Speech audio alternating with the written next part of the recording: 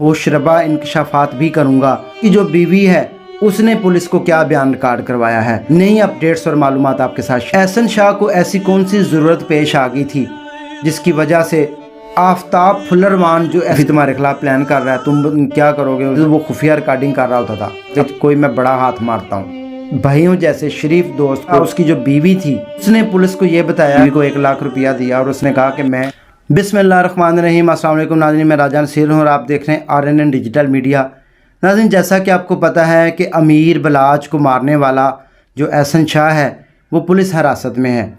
उस हवाले से पुलिस की तरफ से कुछ नए इंकशाफात सामने आए हैं जो कि आपके सामने रखूँगा आज की इस वीडियो में।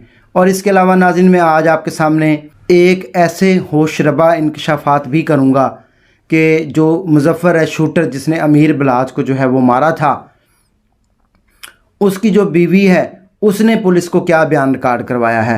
आज की इस वीडियो में हम ये सारी जो है वो नई अपडेट्स और मालूमात आपके साथ शेयर करेंगे। एहसन शाह को ऐसी कौन सी ज़रूरत पेश आ गई थी जिसकी वजह से उसने ये सारा कुछ किया।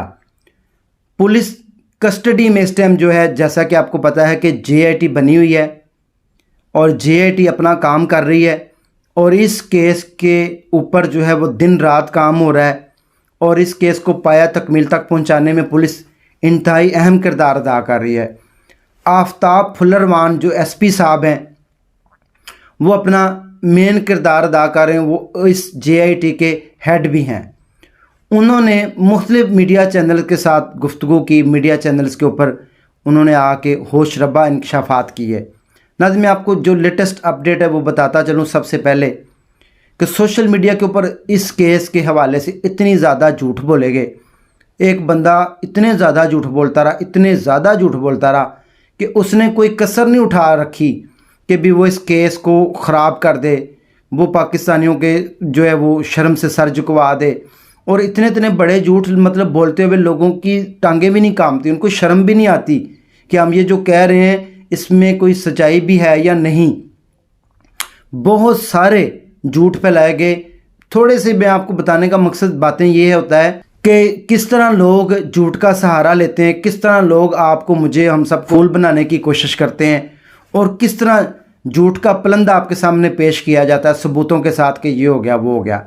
जो JIT के सरबराह हैं आफ्ताब फुल्लरवान साहब, उनका कहना ये था कि 4 जो अफराद हैं इस टाइम पुलिस के ज़ेरे हिरासत हैं।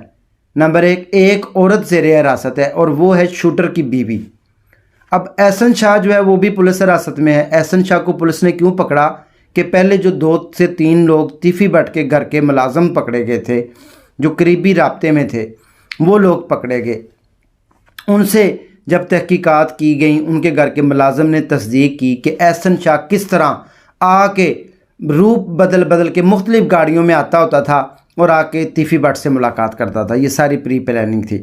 नाज़रीन, अब आप यहाँ से अंदाज़ा लगाएं, एक अली पठान है जिसका तल्लक मानसेरा से है और एक मलक सेल है जो कि जिसका तल्लक बदामी बाग से, उसको जो है वो पुलिस ने वो भी पकड़ा हुआ है, वो भी पुलिस कस्टडी में।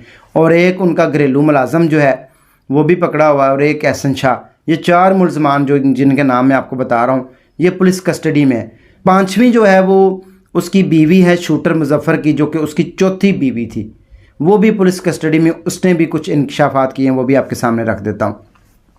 नाज़रीन, आप यहाँ से अंदाज़ा लगाएं कि अब मैं आपको ये हकीकत बताऊँगा कि बेसिकली एहसन शाह जो है वो बलाच को क्यों मरवाना चाहता था। एहसन शाह बलाच को इसलिए मरवाना चाहता था कि एहसन शाह जो है वो नेगेटिव माइंड हामिल अफराद था और जो बलाच था वो पॉजिटिव माइंड का हामिल अफराद था। अब इन दोनों के आपस में माइंड मैच नहीं होते थे। एहसन शाह की जो दोस्ती थी बलाच के साथ वही गलत थी, क्योंकि बलाच एक पॉजिटिव माइंड का बंदा था और उसने कहा था कि मैं तमाम दुश्मनियों को ख़त्म करना चाहता हूँ। उसको पता है उसके दादा कत्ल हुए, उसके जो है वो वालिद कत्ल हुए। उसको पता था कि मैं ये मज़ीद जो है वो कत्ल और पुरानी बसीदा दुश्मनी है, मैं इसके अंदर अपने बच्चों को परवान नहीं चढ़ाना चाहता। तो अमीर बलाच इन पुरानी दुश्मनियों को ख़त्म करना चाहता था। अब एहसन शाह नेगेटिव बंदा था। एहसन शाह के बारे में भी सुन लें थोड़े से नए चीज़ें कि एहसन शाह का जो वालिद था मुजफ्फर शाह, वो इंतहाई शरीफ आदमी था, वो प्रॉपर्टी का काम करता था। जब वो दुनिया से रुखसत हो गया तो ये 4 भाई जो है वो बचे पीछे अब एहसन शाह कोई कामकाज नहीं करता था, ये बिल्कुल फारग बंदा था। तीफी भट्ट ने बेसिकली असल में जो वजह थी वो सारा कुछ इसने मिसगाइड किया एहसन शाह ने। जैसे आपको पता है कि शरीका होता है, अमीर बिलाज जहाँ पर बैठता था तो क्या होता था कि अमीर बिलाज जहाँ पर भी बैठता था वहाँ पर जो है वो एहसन शाह जानबूझ के बात कर देता था। अमीर बिलाज एहसन शाह को सिर्फ अपना दोस्त नहीं समझता था, उसको अपना भाई भी समझता था। उसके ऊपर इतना अंधा एतबार जो है वो उसने किया हुआ था। अमीर बिलाज जिस दिन मरा है उस दिन अमीर बिलाज का जो सगा भाई है मूसब, उसको भी वो मारना चाहते थे। उसी जगह पर वो भी मौजूद था, लेकिन उसकी जगह पे अमीर बिलाज और जो शूटर था उनको गोलियां लग गई और जो दो लोग ज़ख्मी हुए उनमें एक सिक्योरिटी गार्ड और एक दुल्हे का जो भाई था वो ज़ख्मी हुआ इनकी फायरिंग से। वहाँ मौके के ऊपर भी 4 शूटर मौजूद थे। ये बहुत ही होशरबा इंकशाफात हैं और ये पुलिस के जो है वो बयानात मैं आपके सामने रख रहा हूँ। जो पुलिस वालों की जो JIT काम कर रही है दिन रात, वो इसके ऊपर ब्रीफ कर रहे हैं और उन्होंने कहा कि हम मीडिया को मुकम्मल ब्रीफ करेंगे। जब हमारी मुकम्मल तफ्तीश जो है वो कंप्लीट हो जाएगी तो हम मीडिया को ब्रीफिंग देंगे बिल्कुल, क्योंकि ये हाई प्रोफाइल केस है। ज़ाहिर सी बात है 40 साल पुरानी जो दुश्मनी है उसका खमीज़ा जो है वो नई नस्ल को भुगतना पड़ रहा है। तो नाज़रीन, एहसन शाह क्या करता था, अमीर बिलाज के पास बैठता था, उसको कहता था तीफ़ी ने ये कर दिया, तुम्हारे वालिद को मार दिया, तुम्हारे दादा को मरवा दिया, तुमने अगर इनको ना जवाब दिया तो ये तुम्हें कमज़ोर समझेंगे, तुम्हें मार देंगे। लेकिन जो अमीर बिलाज था वो ये नहीं चाहता था किसी भी सूरत कि वो दुश्मनी पाले। अब उसका जो भाई मूसब है वो वकील बन रहा है, उसने कभी भी अपने साथ सिक्योरिटी गार्ड नहीं रखे, वो सुकून से अकेला जाता था, अकेला आता था। लेकिन इनके टारगेट में तीफ़ी भट्ट के ये था कि मैं इन दोनों भाइयों को मार देता हूँ। बेसिकली मैं अब आपको ये भी बताता चलूँ कि ये जो डॉन बनते हैं ये क्या होते हैं, ये बत्ता लेते हैं मुख्तलिफ ताजरों से, लोगों को, शरीफ कारोबारी लोगों को डरा के धमका के। तीफ़ी भट्ट ने क्या देखा कि अमीर बिलाज प्यार मोहब्बत बांटता है, सबके साथ अच्छे तरीके से पेश आता है, सबके साथ इसका रवैया बहुत अच्छा है, तो हमें किसने बता देना है, और सबको ये सपोर्ट भी करता है।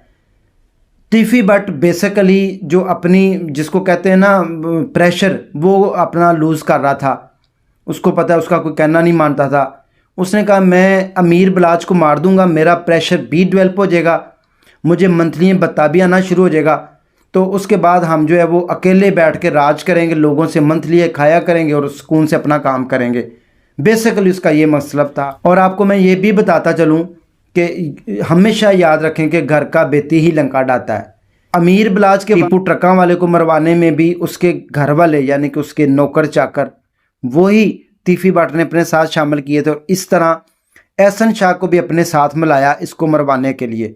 नाज़रीन, ये आज की दुश्मनी नहीं, ये भी मैं आपको बताता चलूँ, ये बहुत पुरानी दुश्मनी है जो हिंदुस्तान और पाकिस्तान बनने से पहले की दुश्मनी है और ये चलती आ रही है। और तीफ़ी भट्ट गोगी भट्ट के साथ मिलके क्या करता था, लोगों को डराता था, धमकाता था, किसी को मार दिया, किसी को अगवा कर लिया, किसी से तावान ले लिया, किसी से बता वसूल कर लिया। तो टीपू ट्रकों वाला जो है वो इनको इन चीज़ों से मना करता था, जिसके बाद इनकी आपस में दुश्मनी हो गई। वो कहता था कि मेरे गिरदोनवा में लोगों से ना लो, और उसने आहिस्ता आहिस्ता अपने कारोबार को वसअत दी, कारोबार को चमकाया, कारोबार को बेहतर किया। तीफ़ी भट्ट को ये चीज़ें पसंद नहीं थी, यानी कि वो नेगेटिव था और वो पॉजिटिव। तो नेगेटिव और पॉजिटिव जो चार्ज होते हैं ज़ाहिर सी बात एक दूसरे के ख़िलाफ़ चलते हैं। तो इसलिए उसने कहा कि मैं इसको मार देता हूँ तो मेरा रास्ता साफ़ हो जाएगा, तो मैं जो है वो लोगों से इसी तरह मंथलियाँ लेता रहूँगा। अमीर बिलाज ने ये जो 2 साल पहले, आज से 2 साल कबल जो है वो एक वाक़या रूनुमा हुआ था, जिसमें तीफ़ी भट्ट के घर में उसके जो है वो पोते की वो सालगिरह थी। वहाँ पर जो है वो किसी ने शोशा छोड़ दिया कि अमीर बिलाज तुम्हारे ऊपर फायरिंग करने आ रहा है, अमीर बिलाज अपने साथियों के हमरा तुम्हें मारने आ रहा है। तो वहाँ पर उसके जो बंदे निकले और उन्होंने बेतहाशा फायरिंग कर दी। 8000 के राउंड बाउट उन्होंने फायर जो है वो वहाँ पर किए, लेकिन वो भी सारी झूठ थी। अमीर बिलाज का बिल्कुल ऐसा इरादा नहीं था। अमीर बिलाज ये चाहता ही नहीं था, ना वो किसी को डराता धमकाता था, ना वो कुछ करता था। ये भी जो बीच में दुश्मन होते हैं, जो हासद होते हैं, वही जो है वो अफवाहें फैलाते हैं। और तीफ़ी भट्ट के माइंड में ये बात सेट कर दी गई थी कि अमीर बिलाज ने मौका पाते तुम्हें किसी दिन मार देना है, क्योंकि तुमने इनके वालिद को मारा हुआ है। एहसन शाह क्या करता था, बेसिकली एहसन शाह पास बैठता था अमीर बिलाज के, उसको कहता था ये देखो तीफी तुम्हारे खिलाफ प्लान कर रहा है, तुम क्या करोगे। उसने कहा ठीक है हम बदला ले लेंगे। मतलब दोस्तों में बातें हो ही जाती हैं। उसको क्या पता कि एहसन शाह जो है वो जब भी उसके मुंह से बात निकलती थी तो वो खुफिया रिकॉर्डिंग कर रहा होता था। अब पुलिस ने जो इंकशाफात किए हैं, एहसन शाह के मोबाइल से खुफिया रिकॉर्डिंग भी सारी बरामद हो चुकी है। इसके अलावा इसने किस किस को वॉइस मैसेज किए, कॉलें की, वो भी सारा कुछ बरामद हो चुका है। एहसन शाह बेसिकली साल 5 जनवरी को इसने शादी की है। और शादी किससे की है? मॉडल भी है, एक्टर भी है, खतून है। और उसको खुश करने के लिए इसने कहा कि कोई मैं बड़ा हाथ मारता हूँ। जब इसको कुछ नज़र नहीं आया तो इसने अपने दोस्त, अपने भाइयों जैसे शरीफ दोस्त को उसकी बगल में इसने छुरा मार दिया। इसने डील की तीफी भट्ट के साथ, और तीफी भट्ट से मिलने से पहले इसने जो है वो बदामी बाग का जो बंदा है उसके साथ रब्ता किया। उसके बाद उससे रब्ता करते करते तीफी भट्ट के करीब पहुंचा और उसको कहा कि मैं ये सारा कुछ करता हूँ, आप मुझे 5 करोड़ रुपया दे दें। और मैं 5 करोड़ रुपया लेके क्या करूँगा, जो मैंने जिस साथ शादी की है मॉडल के साथ, मैं उसके साथ शहाना ज़िंदगी गुजार लूँगा, मेरी जो आने वाली लाइफ हो वो बन जाएगी। तो खैर दोस्त की तो मेरी क्या होगा। जो इसने 5 करोड़ रुपए की डील की थी उसमें से 50 लाख रुपया लिया, अपनी बीवी के अकाउंट में ट्रांसफ़र किया और उसके बाद सऊदी अरब चला गया कि किसी को शक नहीं होगा, मैं तो उम्रे पर क्या आऊँगा, लोगों को क्या पता पीछे से कौन काम कर रहा है। तो एहसन शाह ने इस तरह जो है वो होशरबा इंकशाफात किए हैं पुलिस कस्टडी में। नाज़रीन वीडियो काफ़ी लंबी हो रही है तो मैं अब आपको ये भी बता दूं कि जो शूटर मुजफ्फर था उसकी जो बीवी थी उसने पुलिस को ये बताया कि मुजफ्फर मेरे पास 2 दिन पहले शेखुपुरा में आया, जहाँ पर उनका आबाई इलाका गाँव था। वहाँ पर उसने जाके अपनी बीवी को 1 लाख रुपया दिया और उसने कहा कि मैं 1 साल के लिए बाहर के मुल्क में जा रहा हूँ। उसके जहन में यही था कि मैं ये बड़ा काम करने जा रहा हूँ और मैं बच भी जाऊँगा, मेरे ऊपर कोई मुकदमा होगा, बाद में मैं बरी हो जाऊँगा। जैसे उन्होंने लॉलीपॉप उसको लालच दिया होगा तो मैं तुम्हें ना 2 लाख रुपया महीने का तकरीबन भेज दिया करूँगा खर्चा, तुम घर में रहना, अपना ख्याल रखना। उसकी बीवी ने ये जो है वो बयान रिकॉर्ड करवाया और उसके बाद उसने 1 लाख रुपया दिया और वो अगले दिन यानी कि जुम्मे वाले दिन वो वापस घर से आया और अगले दिन इसने प्लानिंग की और इतवार वाले दिन इसने ये सारा कुछ जो है वो कारनामा सर अंजाम दिया। इस तरह पैसे बांटे गए, इस तरह तीफी भट्ट ने गेम खेली और इस तरह ये तीफी भट्ट चाहता था कि मेरे रास्ते से अमीर बिलाज, उसका भाई, उसकी फैमिली वो मार देंगे हम, और लोगों के ऊपर एक जो है वो प्रेशर डेवलप होगा, लोग जो है वो कांपेंगे और लोग हमें फिर बत्ता जो है वो धड़ाधड़ देंगे, तो हमारी जो मंथली हैं वो सेटल हो जाएंगी, तो हम चंद पैसे दे के तो बाहर आ जाएंगे। वजह सिर्फ एक ही आपको समझ आ रही होगी सारी कहानी के पीछे, एक बंदे को लालच ने मरवाया और दूसरा बंदा इस वजह से दूसरे बंदे की जान लेने पर मजबूर हुआ। उसने कहा पाकिस्तान में लॉ एंड ऑर्डर तो है नहीं, हम पैसे देंगे बाहर आ जाएंगे।